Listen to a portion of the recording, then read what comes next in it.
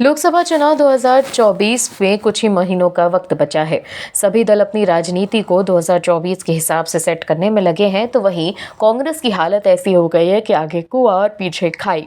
कांग्रेस का हाल इतना बुरा हो गया है कि कांग्रेस इंडिया अलायंस में रहे तो मुसीबत और ना रहे तो मुसीबत, क्योंकि रहेगी तो उसे क्षेत्रीय दलों का पिछलग्गू बनना पड़ेगा, और अगर नहीं तो पीएम मोदी को मजबूत राजनीतिक छवि के आगे वो नहीं टिकने वाली। कांग्रेस के लिए इंडिया अलायंस गले में फांसी के फंदे की तरह लटका हुआ है।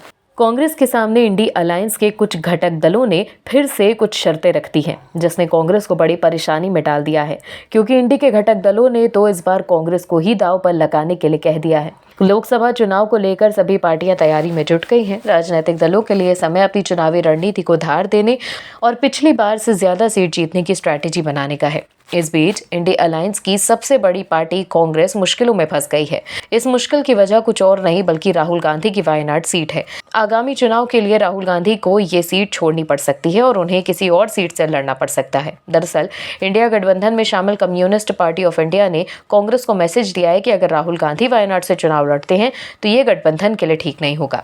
लेफ्ट फ्रंट के सूत्रों ने बताया कि इंडिया गठबंधन के प्रमुख सहयोगी दल सीपीआई चाहती है कि राहुल गांधी 2024 का लोकसभा चुनाव वायनाड सीट से ना लड़े। सीपीआई का मानना है कि उनका पारंपरिक क्षेत्र है, इसीलिए बेहतर होगा कि राहुल गांधी कोई और सीट चुन ले। सीपीआई का कहना है कि अगर राहुल गांधी वायनाड से चुनाव लड़ते हैं तो केरल में इंडिया गठबंधन पर असर पड़ सकता है।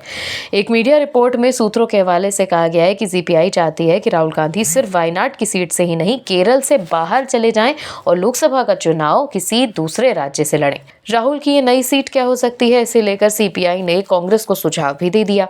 सीपीआई का कहना है कि राहुल को किसी ऐसे राज्य में लड़ना चाहिए जहां कांग्रेस की लड़ाई सीधी बीजेपी से हो। 2019 के लोकसभा चुनाव में राहुल गांधी ने वायनाड में 4 लाख से ज्यादा वोट हासिल किए थे।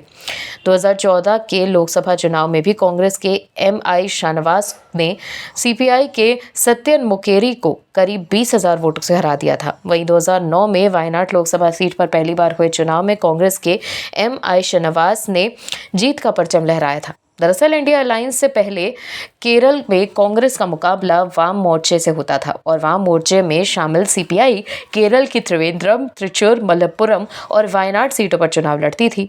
इसी का हवाला देकर सीपीआई कांग्रेस पर वायनाड सीट छोड़ने का दबाव बना रही है। आपको बता दें 2019 में कांग्रेस ने केरल की 16 सीटों पर चुनाव लड़ा था और 15 सीटों पर जीत हासिल की थी।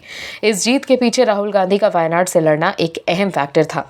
ऐसे में वाम दल को डर है कि राहुल गांधी के वायनाड से चुनाव लड़ने से उनका नुकसान होगा। यही वजह है कि वाम दल राहुल गांधी के वायनाड से चुनाव लड़ने के खिलाफ हो गए हैं।